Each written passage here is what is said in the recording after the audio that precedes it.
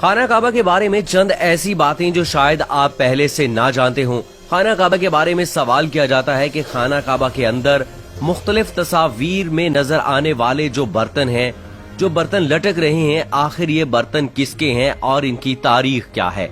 इनकी तारीख न सिर्फ इंतहाई दिलचस्प है बल्कि बहुत सारे लोगों को इनके बारे में मालूम नहीं है। इसके साथ साथ खाना काबा के हवाले से बहुत सारे ऐसे हकायक हैं जो लोग नहीं जानते। इस दुनिया में कोई ऐसी जगह नहीं है जो खाना काबा की तरह मुकद्दस और मरकजी हैसियत रखती हो। ये मकाम सऊदी अरब में वादी हिजाज में वाक़ है। रोजाना हजारों अफराद 24 घंटे खाना काबा का तवाफ करते हैं। खाना काबा की मुकद्दस तस्वीर लाखों घरों की जीनत भी है। आज आपको बताएंगे कि तारीख के आईने में इस जगह को क्या खास मकाम हासिल है और इसके साथ साथ ऐसे हकायक जिनसे आप लोग वाकिफ नहीं है। तो आइए अब चलते हैं अपनी आज की वीडियो की जानिब। खाना काबा जिस तरह से आज हमें नजर आता है ये हमेशा ऐसा नहीं था। हजरत इब्राहीम अलैहिस्सलाम और हजरत इस्माइल अलैहिस्सलाम के दौर में खाना काबा को तामीर किया गया था। वक्त के साथ साथ पेश आने वाली कुदरती आफात और हादसात की वजह से इसको दोबारा तामीर करने की जरूरत पड़ती रही है और मुख्तलिफ औकात में मुख्तलिफ अदवार में इसको तामीर किया जाता रहा है।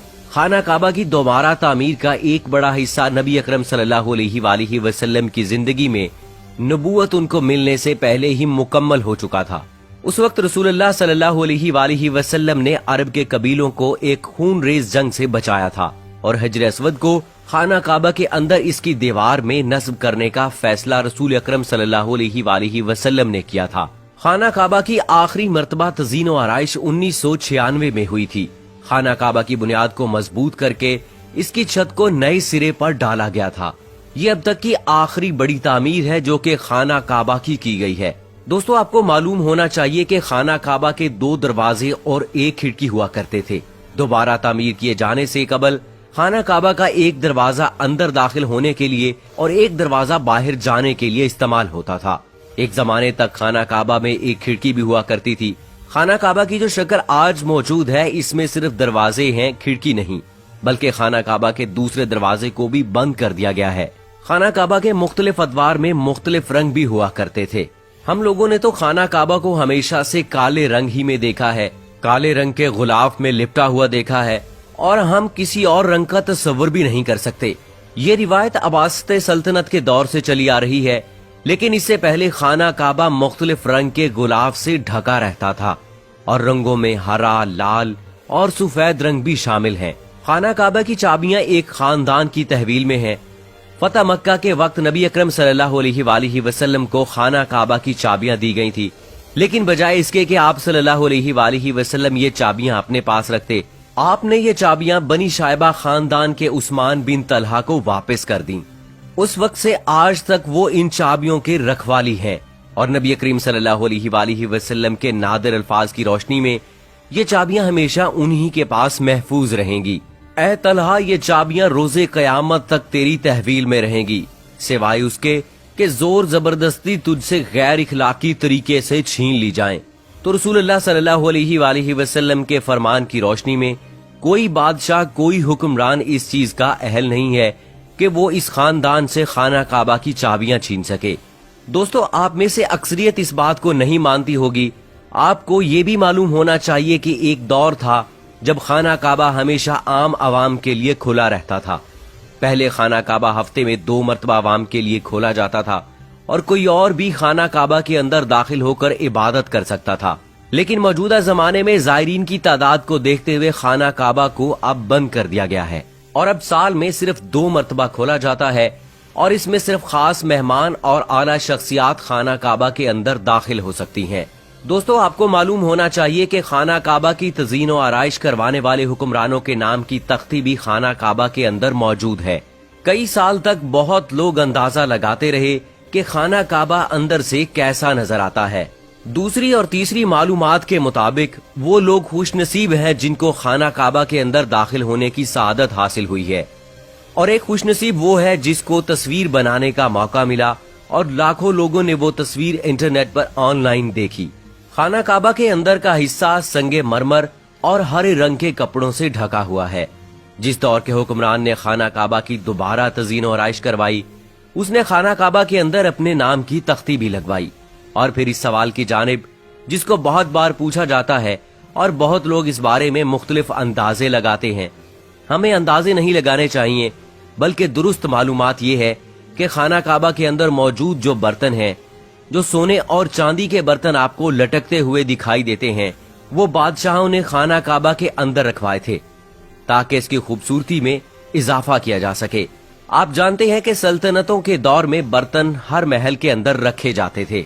تزئین و آرائش کے لیے ان کو وہاں پر رکھا جاتا تھا، تو اس لیے جن بادشاہوں نے ان برتنوں کو خانہ کعبہ کے اندر رکھا، اس کے بعد کے بادشاہوں نے مناسب نہیں سمجھا کہ ان برتنوں کو وہاں سے نکالا جائے، اور اس لیے وہ برتن آج بھی خانہ کعبہ کے اندر موجود ہیں. دوستو، ایک اور بات بہت اہم یہ ہے کہ خانہ کعبہ کی تعداد 2 ہے، 1 نہیں. خانہ کعبہ کے بالکل اوپر جنت میں بھی ایک اور خانہ کعبہ ہے جس کو بیت المعمور کہتے ہیں. اس کا اشارہ قرآن پاک میں بھی موجود ہے اور نبی کریم صلی اللہ علیہ وآلہ وسلم نے بھی اس بات کی نشاندہی کی ہے.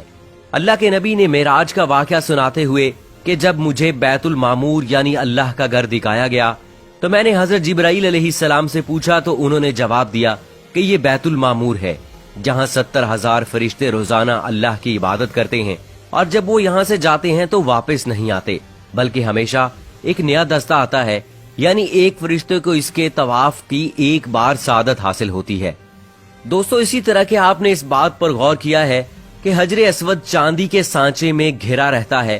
کچھ لوگوں کا خیال ہے کہ حجر اسود کو حجاج بن یوسف کے ہاتھوں مارے گئے پتھر لگنے کی وجہ سے ٹوٹ گیا تھا جب اس نے حضرت عبداللہ بن زبیر رضی اللہ تعالی عنہ پر لشکر کشی کی تھی. کچھ ذرائع کے مطابق حجر اسود بحرین سے تعلق رکھنے والے اسحالی گروپ کے ہاتھوں ٹوٹ گیا تھا. ان لوگوں کا یہ خیال تھا کہ حج مبارک ایک توہین پرستی کا عمل ہے، اور اپنی بات کو ثابت کرنے کے لیے ان لوگوں نے 10,000 حجاج کو مار کر ان کی باقیات کو آب زمزم کے کنویں میں پھینک دیا تھا. یہ غیر انسانی عمل کافی نہیں ہے. یہ شیطان حجر اسود کو عرب کے مشرق میں لے گئے اور پھر عراق کے شہر کوفہ لے گئے جہاں اس کے عوض تاوان وصول کیا. جب ان کو مجبور کیا گیا تو ان لوگوں نے اسے خلیفہ عباسد کو واپس کر دیا، لیکن جب اس کو واپس کیا گیا تو یہ ٹکڑوں میں تھا، اور اس کو یکجان کرنے کا صرف ایک طریقہ سمجھ میں آیا کہ اس کو چاندی کے سانچے میں رکھا جائے. کچھ تاریخ دانوں کے مطابق اس مقدس پتھر کے کچھ حصے آج بھی گم ہیں. اس سب کے ساتھ ساتھ آپ کو یہ بھی معلوم ہونا چاہیے کہ خانہ کعبہ مکعب نما یعنی کیوب شکل کا نہیں تھا. خانہ کعبہ دراصل مستطیل شکل کا ہے. خانہ کعبہ کبھی بھی مکعب کی شکل میں نہیں تھا. اس کے اصل زاویے کے مطابق ایک یہ کہ آدھا گول حصہ ہے جس کو حجر اسماعیل کہا جاتا ہے. نبی کریم صلی اللہ علیہ وآلہ وسلم کو نبوت ملنے سے پہلے جب خانہ کعبہ کی دوبارہ تعمیر ہوئی تب قریش نے اس کی بات کی حامی بھری تھی کہ وہ حلال کمائی سے ہی اس کی تعمیر مکمل کریں گے. اس کا مطلب یہ ہے کہ جوئے، لوٹ مار، جسم فروشی اور سود جیسے حرام کاموں سے کمائے ہوئے پیسوں سے خانہ کعبہ کی تعمیر نہیں کی جائے گی. قریش اپنے امیر ترین تجارتی شہر میں ہونے کے باوجود اتنی رقم جمع کرنے میں ناکام ہو چکے تھے کہ خانہ کعبہ کی تعمیر اس کے اصل سائز اور رقبے کے حساب سے کر سکتے. انہوں نے خانہ کعبہ کی چھوٹی عمارت تعمیر کی اور اس کی دیواریں مٹی کی اینٹوں سے بنائیں جس کو حجر اسماعیل کہا جاتا ہے. حالانکہ اس کا حضرت اسماعیل علیہ السلام سے کوئی تعلق نہیں، جو کہ خانہ کعبہ کے حقیقی قطر کی جانب اشارہ کرتی تھی. خلیفہ عبداللہ بن زبیر کے دور حکومت میں چند سال کے مختصر وقفے میں خانہ کعبہ اپنی اصلی شکل میں موجود تھا، جس میں نبی اکرم صلی اللہ علیہ وآلہ وسلم نے اسے دیکھا تھا. حتیم کا حصہ خانہ کعبہ میں شامل نہیں ہے، اور خانہ کعبہ کا دروازہ اس سے اونچا کیوں ہے؟ اس جواب میں حدیث شریف کے اندر موجود ہے. حضرت عائشہ صدیقہ رضی اللہ تعالی عنہا فرماتی ہیں کہ میں نے رسول اللہ صلی اللہ علیہ وآلہ وسلم سے حتیم کے بارے میں جب سوال کیا تو آپ نے فرمایا جی ہاں، یہ بیت اللہ کا ہی حصہ ہے. حضرت عائشہ بیان کرتی ہیں کہ میں نے پوچھا پھر اسے بیت اللہ میں شامل کیوں نہیں کیا گیا؟ تو نبی کریم صلی اللہ علیہ وآلہ وسلم نے جواب دیا کہ تیری قوم کے پاس خرچے کے لیے رقم کم پڑ گئی تھی. میں نے دریافت کیا کہ بیت اللہ کا دروازہ اونچا کیوں ہے؟ تو نبی اکرم صلی اللہ علیہ وآلہ وسلم نے جواب دیا کہ تیری قوم نے اسے اونچا اس لیے رکھا تاکہ وہ جسے چاہے بیت اللہ میں داخل کرے اور جسے چاہے داخل نہ ہونے دے. اور اگر تیری قوم نئی مسلمان نہ ہوتی اور ان کے دل اس بات کو تسلیم سے انکار نہ کرتے تو میں اسے یعنی حتیم کو بیت اللہ میں شامل کر دیتا اور بیت اللہ کا دروازہ زمین کے برابر کر دیتا. تو دوستو خانہ کعبہ سے متعلق رسول اللہ صلی اللہ علیہ وآلہ وسلم کی اس حدیث مبارکہ سے بھی ہمیں انتہائی اہم معلومات ملتی ہیں۔ یہ ویڈیو علمی خزانوں سے بھرپور اس لیے تھی کہ اس میں خانہ کعبہ کے متعلق ایسے حقائق آپ کے سامنے پیش کیے گئے جو کہ اکثریت نہیں جانتی ہے۔ سو دوستو یہ تھی ہماری آج کی ویڈیو۔ آپ سے گزارش ہے کہ اگر آپ نے ابھی تک ہمارا چینل #سبسکرائب نہیں کیا تو ابھی سبسکرائب کریں اور ساتھ میں بیل آئیکن کو ضرور دبائیں تاکہ مستقبل میں اپلوڈ ہونے والی معلوماتی اور اسلامی ویڈیوز کا نوٹیفیکیشن آپ کو بر وقت مل سکے۔ کمنٹ باکس میں اپنی رائے کا اظہار ضرور کیجیے گا۔ مجھے اجازت دیجیے۔